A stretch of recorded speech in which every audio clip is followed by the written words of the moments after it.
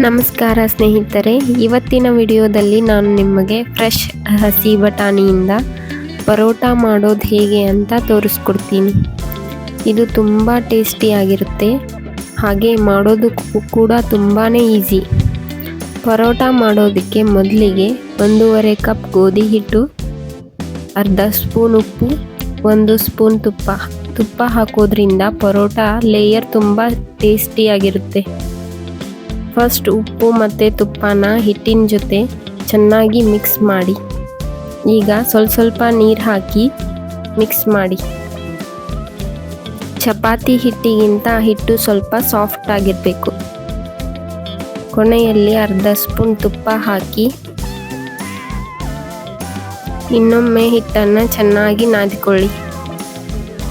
ಈಗ 10 ನಿಮಿಷ ಹಿಟ್ಟು ನೆನೆಯೋದಕ್ಕೆ ಬಿಡಿ.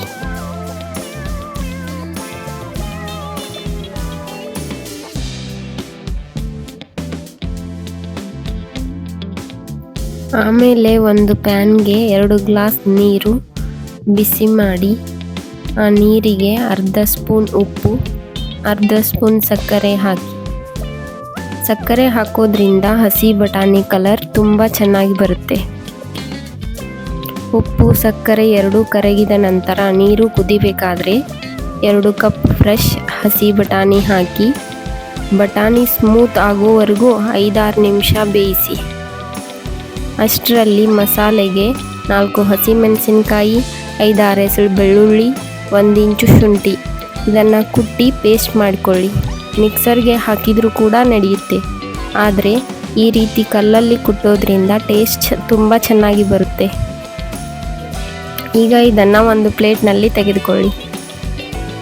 ಈಗ 6 ನಿಮಿಷ ಆಗಿದೆ, ಬಟಾಣಿ ಕೂಡ ಸಾಫ್ಟ್ ಆಗಿದೆ. ಇದನ್ನು ಒಂದು ಬೌಲ್ಗೆ ತೆಗೆದಿಟ್ಕೊಳ್ಳಿ.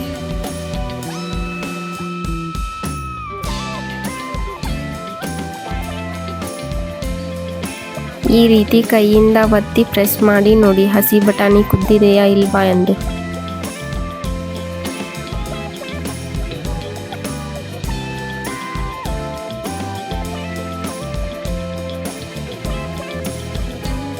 ಇದನ್ನು ಒಂದು ಬೌಲ್ಗೆ ತೆಗೆದುಕೊಂಡು ತಣ್ಣಗಾಗೋದಕ್ಕೆ ಬಿಡಿ. ಈಗ ಒಗ್ಗರಣೆಗೆ ಒಂದು ಪ್ಯಾನ್ಗೆ ಎಣ್ಣೆ 1 ಸ್ಪೂನ್, ಜೀರಿಗೆ 1 ಸ್ಪೂನ್, ಸೋಂಪು, ಕುಟ್ಟಿರೋ ಮಸಾಲೆ ಹಾಕಿ ಮಿಕ್ಸ್ ಮಾಡಿ. ಈಗ ಬೇಯಿಸಿ ಇಟ್ಕೊಂಡಿರೋ ಬಟಾಣಿ ತಣ್ಣಗಾದ ಮೇಲೆ ಹಾಕಿ ಅರ್ಧ ಸ್ಪೂನ್ ಉಪ್ಪು ಹಾಕಿ ಹೈ ಫ್ಲೇಮ್ನಲ್ಲಿ 2-3 ನಿಮಿಷ ಬೇಯಿಸಿ.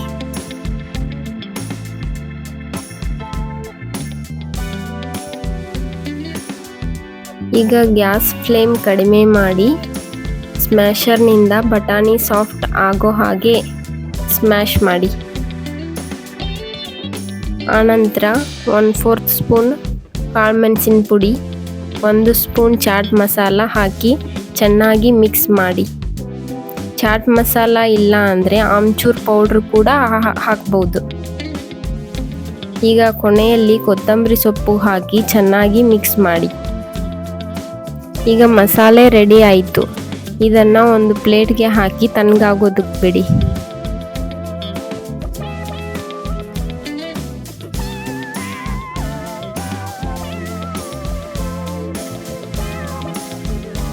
ಮಸಾಲೆ ತಣ್ಣಗಾದ ನಂತರ ಪರೋಟ ಮಾಡೋದಕ್ಕೆ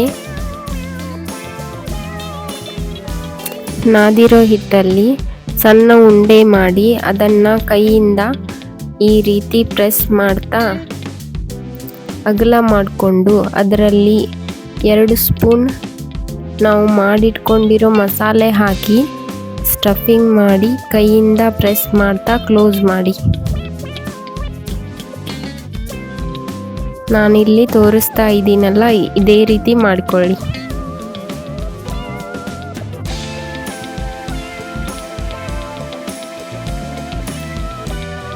ಈ ರೀತಿ ಕ್ಲೋಸ್ ಮಾಡಿದ ನಂತರ ಇದನ್ನು ಒಣ ಗೋಧಿ ಹಿಟ್ಟಲ್ಲಿ ಡಿಪ್ ಮಾಡಿ ಕೈಯಿಂದ ಸ್ವಲ್ಪ ಪ್ರೆಸ್ ಮಾಡಿ.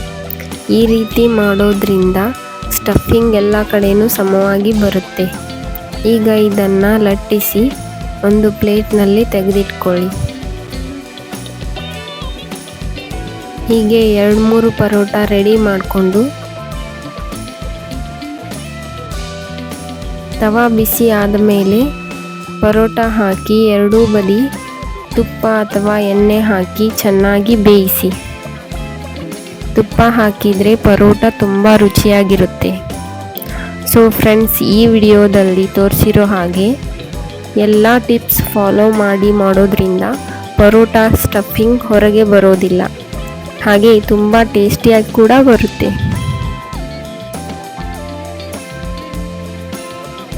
ಈಗ ನಮ್ಮ ಪರೋಟ ರೆಡಿ ಆಯಿತು. ಈ ಪರೋಟ ಮಕ್ಕಳ ಲಂಚ್ ಬಾಕ್ಸ್ಗೆ ಪರ್ಫೆಕ್ಟ್ ರೆಸಿಪಿ, ಹಾಗೆ ಆರೋಗ್ಯಕರ ಕೂಡ. ಫ್ರೆಂಡ್ಸ್, ಈ ವಿಡಿಯೋ ನಿಮಗೆ ಇಷ್ಟವಾಗಿದೆ ಅಂತ ಭಾವಿಸ್ತೀನಿ. ಇಷ್ಟ ಆದರೆ ಪ್ಲೀಸ್ ಲೈಕ್ ಮಾಡಿ, ಶೇರ್ ಮಾಡಿ, ಸಬ್ಸ್ಕ್ರೈಬ್ ಮಾಡಿ. Thank you.